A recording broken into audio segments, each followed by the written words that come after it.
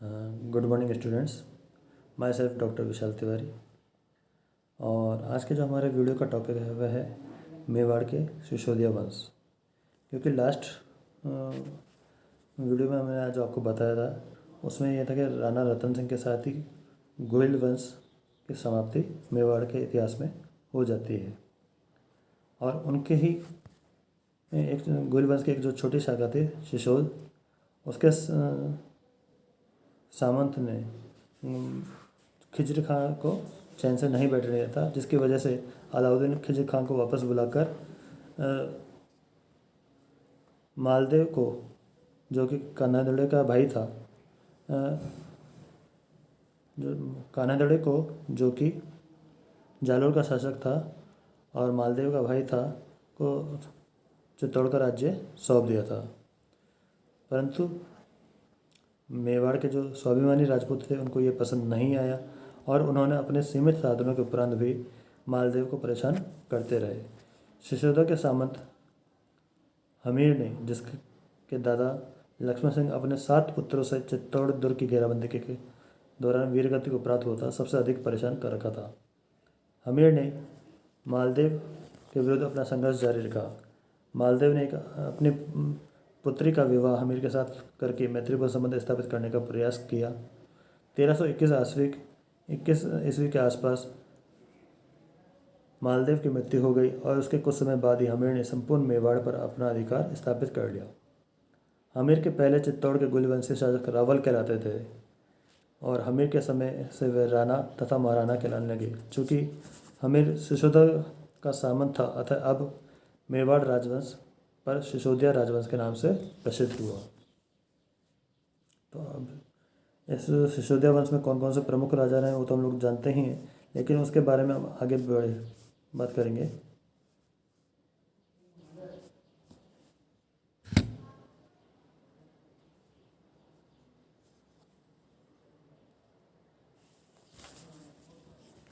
बात करते हैं सबसे पहले राणा हमीर की। हमीर अपने समय का पराक्रमी, साहसी एवं चतुर शासक सिद्ध हुआ। वे सिसोदिया के सरदार लक्ष्मण सिंह का पोता था। ठीक है। और लक्ष्मण सिंह की मृत्यु के बाद से ही वह हमीर सिसोदिया का सरदार बना। उसने 1326 ईस्वी के आसपास चित्तौड़ को जीता और मेवाड़ के सिसोदिया राजवंश की नींव रखी, जो स्वतंत्र भारत में भी कुछ वर्षों तक मेवाड़ पर शासन करता रहा है। चारण भाटों के वृत्तांतों तथा कुछ बाद के शिलालेखों के आधार पर हमीर की प्रारंभिक गतिविधियों का उल्लेख किया जा सकता है। उसने अरावली के पहाड़ों में स्थित केलवाड़ा को अपना केंद्र का बनाया तथा अपने सैनिक दस्तों की सहायता से आसपास के क्षेत्रों में अपना प्रभाव बढ़ाना शुरू किया। एकलिंग महात्म्य के अनुसार उसने पड़ोस के क्षेत्र भीलवाड़ा के सरदार राघव को परास्त किया। श्रृंगी ऋषि के लेख के अनुसार हमीर ने पहाड़ी भीलों के विद्रोह ही सरदार को परास्त कर उस क्षेत्र के भीलों को अपना अनुयायी बनाया।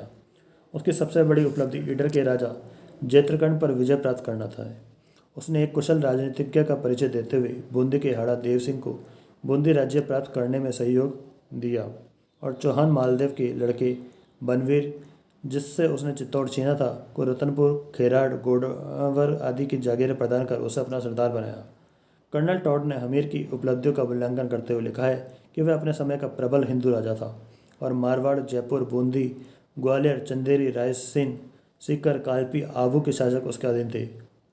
परंतु टॉड का यह कथन विवादास्पद है और कुछ के अनुसार अतिशयोक्तिपूर्ण भी है। फिर भी दिल्ली सल्तनत की राजनीतिक स्थिति के आधार पर यह कहा जा सकता है कि अलाउद्दीन के निर्बल उत्तराधिकारियों तथा तुगलक वंश के संस्थापक गयासुद्दीन तुगलक को आंतरिक समस्याओं तथा राजनीतिक षड्यंत्रों एवं विद्रोह के कारण राजस्थान की तरफ ध्यान देने का विशेष समय न मिला होगा और इससे प्रोत्साहित होकर हमीर को अपनी गतिविधियों को तेज करने तथा अपने प्रभाव की सीमा को बढ़ाने का अवसर मिल गया होगा। प्रोफेसर ब्राउन सहित अनेक विद्वानों का मानना है कि मोहम्मद तुगलक ने राजपुताने के मामले में किसी प्रकार का हस्तक्षेप न करने की नीति अपनाई। डॉक्टर गोपीनाथ शर्मा ने लिखा है कि हमीर ने अपने शौर्य से एक शक्तिशाली शासक का स्थान अवश्य प्राप्त कर लिया था और मेवाड़ की सीमा को विस्तार करने में सफलता प्राप्त कर ली थी। इसलिए इसमें कोई आश्चर्य नहीं कि आसपास के हिंदू शासकों ने उसके राजनीतिक प्रभाव को मान्यता दी हो। अब बात करते हैं हम लोग क्षेत्र सिंह की। चित्रसिंह का समय काल जो रहा है वह 1364 से 1382 ईस्वी। हमीर की मृत्यु के बाद उसका बड़ा पुत्र क्षेत्र सिंह मेवाड़ का राणा बना। उसने 1382 ईस्वी तक शासन किया। उसके समय में दिल्ली के सिंहासन पर फिरोज शाह तुगलक 1351 से, जिसका समयकाल 1351 से 88 था, आसीन था। वह न तो एक पराक्रमी सैनिक था और न ही सुयोग्य सेनानायक। उसने मोहम्मद तुगलक के शासनकाल में दिल्ली से स्वतंत्र हो जाने वाले क्षेत्रों को पुनः जीतने का भी कोई प्रयास नहीं किया। वास्तव में यह साम्राज्य विस्तार की आकांक्षा करने वाला सुल्तान नहीं था। परिणाम यह निकला कि तुगलक सल्तनत की पतनों स्थिति का लाभ उठाकर ईडर, सिरोही, डूंगरपुर, खिचीवाड़ा, हाड़ौती और मेवाड़ा के शासक भी अपने अपने राज्यों की सीमाओं को बढ़ाने में लग गए। राणा क्षेत्र सिंह को अपने इन्हीं पड़ोसी राजपूत शासकों से अधिक संघर्ष करना पड़ा। शिलालेखों से पता चलता है कि उसने ईडर के राजा रनमल को पराजित किया। इसी प्रकार उसने मालवा के स्वतंत्र राज्य के संस्थापक अमीर शाह को पराजित किया था, परंतु उस समय में अमीर शाह एक सामान्य चुंगी अधिकारी मात्र था। फिर भी डॉक्टर गोपीनाथ शर्मा के अनुसार इससे भविष्य में होने वाले मालवा मेवाड़ के संघर्ष का पत्र आरंभ हो गया। क्षेत्र सिंह ने बागाड़ के क्षेत्र को भी अपने अधीन किया। बूंदी पर भी क्षेत्र सिंह के अधिकार के संबंध में अनेक मत प्रचलित है, परंतु यह सत्य है कि इस अभियान में क्षेत्र सिंह के अधिकार के संबंध में अनेक मृत्यु हो गई थी और कुछ समय तक बूंदी पर शिशुओं का अधिकार रहा। संक्षेप में क्षेत्र सिंह ने मेवाड़ की शक्ति को सुदृढ़ एवं संगठित करने में महत्वपूर्ण भूमिका अदा की थी। बात करते हैं महाराणा लाखा, जिसे लक्ष्य सिंह भी बोला जाता है। उसका समयकाल था 1382 ईस्वी से 1397 ईस्वी। महाराणा लाखा के शासनकाल में दिल्ली सल्तनत को अनेक उतार चढ़ाव देखने पड़े। 1388 ईस्वी में फिरोज तुगलक की मृत्यु हो गई और उसकी मृत्यु के बाद तुगलक सल्तनत तेजी से विघटित होने लग गई। 1398-99 ईस्वी में अमीर तैमूर के आक्रमण से तुगलक सल्तनत धराशायी हो गई।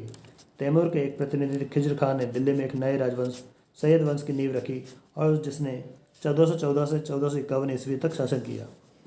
सैयद सुल्तानों को अपनी आंतरिक समस्याओं तथा सल्तनत के अस्तित्व को कायम रखने के लिए इतना अधिक परिश्रम करना पड़ा कि वे राजपूताना की ओर विशेष ध्यान नहीं दे पाए। इस प्रकार के अनुकूल परिस्थितियों में राणा लाखा ने भी अपने राज्य का विस्तार की नीति को जारी रखा। लाखा ने मेरों को पराजित करके बदनौर प्रदेश को अपने अधीन किया। उसने बूंदी के राव वीर सिंह हाड़ा को मेवाड़ का प्रभुत्व मानने के लिए विवश किया। जाजपुर, मेरवाड़ा और सिखावटी क्षेत्र तथा वैराट को जीता। ख्यातों के अनुसार लाखा ने आमेर के निकट साखला राजपूतों को पराजित करके उपयुक्त क्षेत्रों में अपना प्रभुत्व का विस्तार किया था। उसने डोडिया राजपूतों को कई जागीरें प्रदान कर मेवाड़ का उमराव बनाया। इससे मेवाड़ की सैनिक शक्ति का विकास हुआ। मेवाड़ के ख्यातकार राणा लाखा और दिल्ली सुल्तान गयासुद्दीन द्वितीय के संघर्ष का भी उल्लेख करते हैं। यह संघर्ष बदनौर के निकट हुआ, जिसमें सुल्तान पराजित हुआ। पराजित सुल्तान ने काशी, गया और प्रयाग जैसे तीर्थ स्थानों पर हिंदुओं से लिया जाने वाला तीर्थ खर्च को रद्द करने का वचन दिया, परंतु उसके बदले में राणा को विपुल मात्रा में स्वर्ण तथा घोड़े सुल्तान को भेंट देने में पड़े। अन्य शख्सों से इस घटना की पुष्टि नहीं होती, परंतु गुजरात और मालवा के मुस्लिम शासकों के साथ उससे अवश्य संघर्ष करना पड़ा। इस समय गुजरात में जफर खान अपनी शक्ति को सुदृढ़ करने में लगा हुआ था और 1396 ईस्वी में उसने मांडलगढ़ पर आक्रमण कर दिया। वह मेवाड़ की बढ़ती हुई शक्ति को अवरुद्ध करना चाहता था, परंतु उसे मांडलगढ़ हस्तगत करने में सफलता नहीं मिली और वह आसपास के क्षेत्रों को लूटकर वापस लौट गया। इस प्रकार राणा लाखा की सतर्कता के कारण मालवा के मुस्लिम अधिकारी भी मेवाड़ को किसी प्रकार की क्षति नहीं पहुंचा पाए। अधिकांश विद्वानों ने राणा लाखा के समय 1382 से 1421 तथा मोक्कल का समय 1421 से 1433 माना है, परंतु यह युक्तिसंगत प्रतीत नहीं था। डॉक्टर उपेंद्र नाथ डे ने लिखा है कि लाखा का शासनकाल 1382 से 1397 ईस्वी तथा मोक्कल का 1397 से 1433 ईस्वी निर्धारित किया है, जो अधिक तर्कसंगत लगता है। राणा लाखा के समय में जावर में चांदी की खान निकल आई, जिससे राज्य को काफ़ी मुनाफा रहा। इसलिए लाखा ने मेवाड़ में कई किलों का निर्माण कराया। इसके साथ उसने कई मंदिरों का जीर्णोद्धार भी करवाया। उसी के शासनकाल में उदयपुर की पिछोला झील का बांध बनवाया गया था। उसके निर्माण कार्य से स्पष्ट है कि उसके समय में मेवाड़ की आर्थिक स्थिति पुनः काफ़ी अच्छी हो गई थी। लाखा की वृद्धावस्था में एक महत्वपूर्ण घटना घटित हुई। राणा लाखा का राठौड़ राजकुमारी हंसाबाई मारवाड़ नरेश राव चुंडा की पुत्री तथा रनमल की बहन के साथ में विवाह के संबंध में भिन्न भिन्न वृत्तांत मिलते हैं। संक्षेप में यही कहूँगा कि वृद्ध लाखा ने हंसा के साथ विवाह किया और लाखा के बड़े पुत्र चुंडा को प्रतिज्ञा करनी पड़ी कि यदि हंसाबाई के पुत्र हुआ तो वह मेवाड़ के सिंहासन पर अपने अधिकार को त्याग कर देगा और हंसाबाई का पुत्र ही मेवाड़ का राणा बनेगा। इस विवाह के 13 महीने बाद ही हंसाबाई ने पुत्र को जन्म दिया, जिसका नाम मोकल रखा गया। 1397 ईस्वी में लाखा की मृत्यु के बाद मोकल मेवाड़ का राणा बना। लाखा के शासनकाल में मेवाड़ को दिल्ली सल्तनत के किसी भी बड़े आक्रमण का सामना नहीं करना पड़ा था। अब बात करते हैं मोकल की। 1397 ईस्वी से 1433 ईस्वी।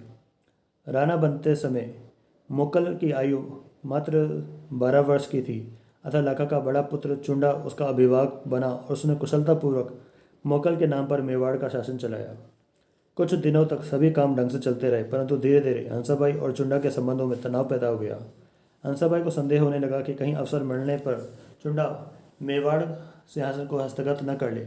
अंत में जब स्थिति असहनीय हो गई तो चुंडा मेवाड़ छोड़कर मांडू में सुल्तान की सेवा में चला गया।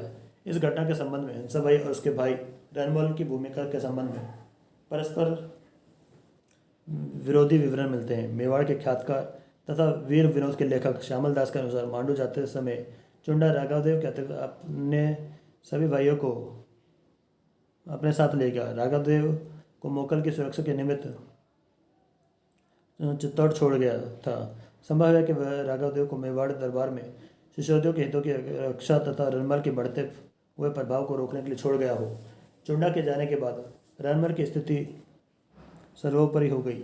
इसमें कोई संदेह नहीं कि रणमल ने महाराणा की निष्ठापूर्वक सेवा की और महाराणा के विरुद्ध उठने वाले विद्रोह का दमन किया, परंतु उसके बढ़ते हुए प्रभाव से सिसोदिया सामंत घबरा उठे और उन्हें ऐसे लगा कि मेवाड़ पर राठौड़ सत्ता स्थापित होने जा रही है। अतः उन्होंने हर संभव उपाय से रणमल को कमजोर बनाने के प्रयास शुरू कर दिए। इस पर रणमल को भी अपने नेतृत्व में राठौड़ सैनिकों की एक शक्तिशाली सेना खड़ी करनी पड़ी, जिसका व्यय मेवाड़ राज्य को उठाना पड़ा। उधर मारवाड़ में रणमल के पिता चुंडा की मृत्यु हो गई और राठौड़ सरदारों ने रणमल के छोटे भाई कान्हा को नया राजा घोषित कर दिया। रणमल ने अपना उत्तराधिकार प्राप्त करने का प्रयास किया, परंतु उसे सफलता नहीं मिली।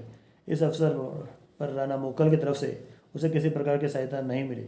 संयोगवश कान्हा की जल्द ही मृत्यु हो गई और मारवाड़ के सिंहासन के लिए राठौड़ों में गृह युद्ध छिड़ गया। इस बार राणा मोकल ने रणमल को सैनिक सहायता दी और मेवाड़ की सहायता से रणमल मारवाड़ के सिंहासन पर बैठने में सफल रहा। उसने मंडोर को अपना केंद्र बनाकर अपनी शक्ति को सुदृढ़ बनाना शुरू किया।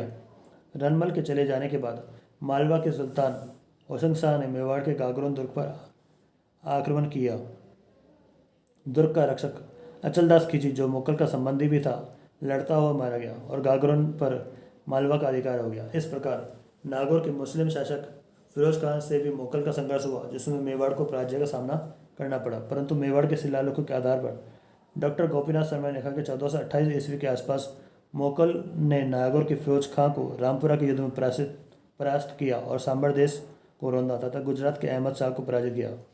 उसने जाजपुर के किले के घेरे में भी विजय प्राप्त की और हाड़ों के मानमर्दन में सफलता प्राप्त की। परंतु डॉक्टर शर्मा के इस निष्कर्ष के विरुद्ध अन्य साक्ष्यों से जानकारी मिलती है कि बूंदी के हाड़ाओं ने भी मेवाड़ की सीमाओं का अतिक्रमण किया और मांडलगढ़ तक का क्षेत्र अधिकृत कर लिया। गोडावर के क्षेत्र में सिरोही के शासक ने अव्यवस्था फैला रखी थी।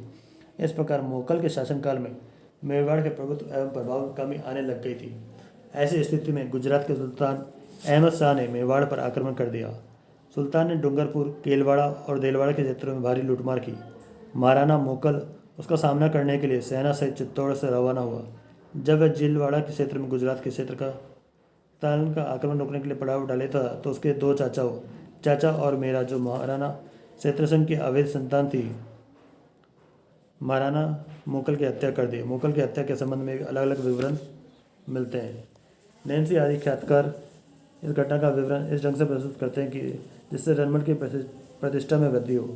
मेवाड़ के ख्यातकार भी अलग अलग विवरण देते हैं। जो भी हो, मोकल को अपने शासनकाल में दिल्ली सल्तनत से संघर्ष नहीं करना पड़ा, परंतु उसके भग्नावशेषों पर उदित नए प्रांतीय मुस्लिम राज्यों के साथ निरंतर संघर्ष करना पड़ा और इस संघर्ष में वह अपने पैतृक राज्य के अधिकांश भाग को सुरक्षित रखने में असफल सिद्ध हुआ।